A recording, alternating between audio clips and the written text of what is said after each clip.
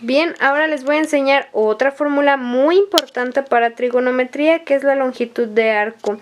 El arco es esta parte azulita, aquí más bien la parte azulita es el ángulo. La abertura del ángulo sería, o la longitud de arco sería esta línea amarilla de aquí. Eso es el arco. Y es que para resolver esta fórmula solo necesitaríamos conocer el radio, que es esta distancia desde el centro de la circunferencia o del círculo hacia uno de sus puntos del aro de la circunferencia. Y ahora, ¿qué pasa? Que si yo conozco la medida del ángulo central, que es esta donde inicia el corte, por decirlo así, recordemos que el corte es lo azul, podemos sacar con esos dos datos cuál es la longitud de este arco. Este arco no se mide ni en radianes ni en grados. Ahora, ¿qué pasa? Bueno, que si yo resuelvo, voy a tener por preferencia que usar radianes cuando yo utilice los valores para el ángulo. En vez de en grados, en radianes es lo más recomendable. Ahora pasemos a algunas otras cosas, unas formulitas que se llaman identidades fundamentales. Muy pronto van a conocer las fórmulas trigonométricas o las funciones trigonométricas. De ellas se derivan estas que son las identidades fundamentales. De hecho, ya estamos viendo que se derivan de seno, coseno, tangente, seno y coseno, y eso es todo. Pero a partir de seno, coseno y tangente podemos jugar con las variaciones entre uno y otro. Por ejemplo, aquí podemos ver que si yo conozco el valor de seno, puedo conocer el valor de cosecante. Ahora, si yo conozco el valor de coseno, puedo calcular el valor de secante. De la secante, si yo conozco el valor de tangente, la cotangente. Si yo conozco el valor de seno y de coseno y quiero sacar la tangente, también lo puedo hacer, pero de igual manera es la inversa de tangente, por decirlo así. Entonces, entre las identidades fundamentales y las funciones trigonométricas podemos hacer toda una simbiosis de fórmulas y calcular una con otra y otra con otra sin ningún problema, siempre teniéndolas en cuenta. Bueno, tal vez recuerdes de la primaria o de la secundaria, estas funciones trigonométricas son muy famosas, son las que solemos estudiar en grados anteriores. En este ejemplo voy a hablar un poquito sobre cómo se calculan cada uno de ellos y como vimos son de quienes se derivan o se ramifican las identidades fundamentales, ¿verdad? Bueno, muy bien. Entonces, cuando nosotros tenemos un triángulo rectángulo, y ojo, tiene que ser un triángulo rectángulo, vamos a tener la hipotenusa. La hipotenusa la vamos a poder diagnosticar porque siempre va a ser o identificar o definir, porque siempre va a ser el lado más largo. Va a ser esta diagonal larga donde tenemos aquí un ángulo de 90 grados en su mayoría, ¿verdad? En su mayoría. En este pliegue que parece de 90 grados vamos a tener enfrente esta diagonal gigante. Esa va a ser la hipotenusa. Es el lado más largo, visiblemente. Ahora muy bien, vamos a conocer cómo vamos a definir cuál es mi cateto opuesto, que es contraído con CO, o mi cateto adyacente, que es contraído con K. H es hipotenusa. Como puedes ver aquí, seno significa el cateto opuesto sobre la hipotenusa. Si yo quiero calcular el seno, o sea el ángulo, que sepan que estas funciones sirven para sacar ángulos mediante medidas de los lados de un triángulo. En este ejemplo, si nosotros conociéramos el cateto opuesto y el valor de la hipotenusa, podríamos obtener el ángulo de determinado ángulo dentro del triángulo. Por ejemplo, si yo tuviera, enfoquémonos en la línea amarilla, si yo tuviera como ángulo a sacar este amarillo de aquí, mi cateto opuesto sería esta pared. Aquí le puse en amarillo cateto opuesto. Si fuera mi ángulo a sacar, mi cateto adyacente sería justamente el de al lado y la hipotenusa no cambia.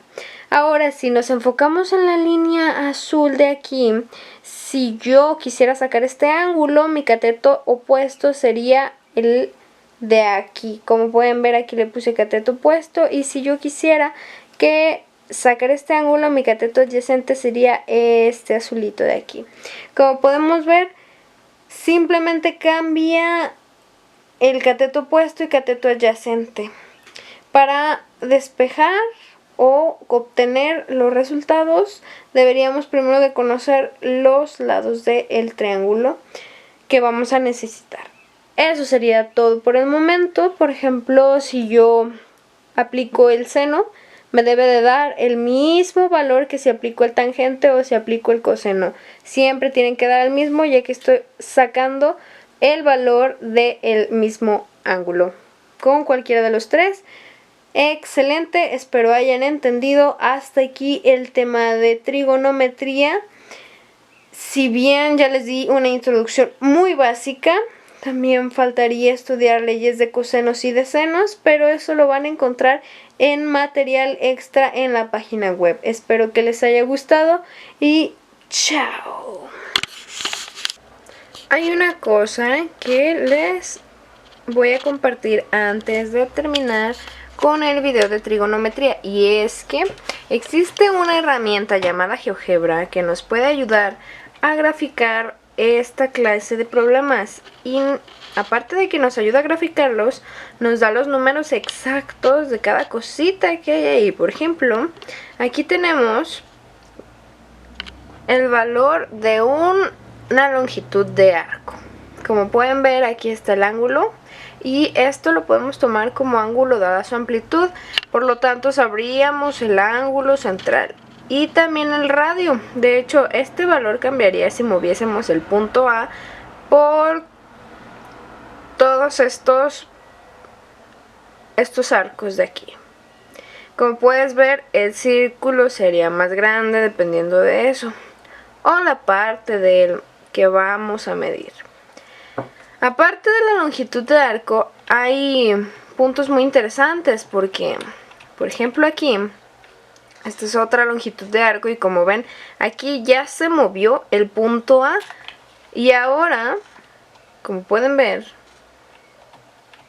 aquí medía 1.57 y acá solo mide 1, y el punto C ya tiene un valor en el plano. Además, el fondo lo podemos cambiar a coordenadas polares, o en este caso, que es la que tenemos, coordenadas polares. También podríamos cambiarlo a los planos convencionales o a uno de tercera dimensión. Más ejercicios, como pueden ver aquí ya cambió también, dependiendo de cómo los muevas, del ángulo que le pongas. Aquí moví el C, y como pueden ver también, si el punto C yo lo cierro un poco más, también cambiará. Aquí, como pueden ver, la trigonometría es algo muy bonito porque está en todos lados.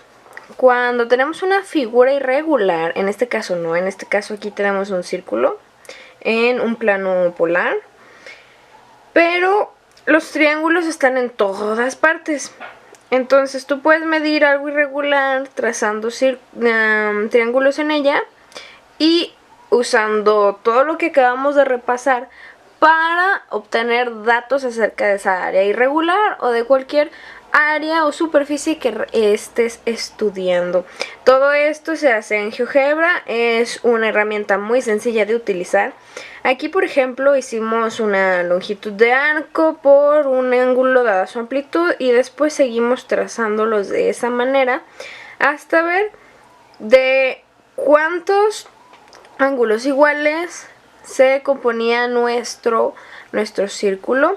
Y es que aquí hay 1, 2, 3, 4, 5, 6, hay 6 ángulos iguales, y después sigue uno pequeño para cerrar el círculo. Y esto es muy interesante porque también podemos ver los pi radianes. Por ejemplo, yo lo tengo en 1, 2, 3, 4, 5, 6. Lo tengo en pi sextos ahorita. Y puedo cambiar eso. Por ejemplo, aquí tengo 1, 2, 3, 4. Sigue estando en pi sextos. Es otra mirada. También aquí de nuevo, volvemos. Esta es otra longitud de arco. Como pueden ver, mide 3.14. Y el ángulo mide 45 grados. Entonces podemos estudiar muchas cosas muy interesantes de las figuras trigonométricas en GeoGebra, porque funciona demasiado por el hecho de que es muy gráfica, obviamente, muy visual y muy sencilla de utilizar. Así que les dejo el link en materiales adicionales para que descarguen GeoGebra. Y también estos PDFs van a estar en la información de actividades. Espero les haya gustado el video y se pongan a estudiar trigonometría.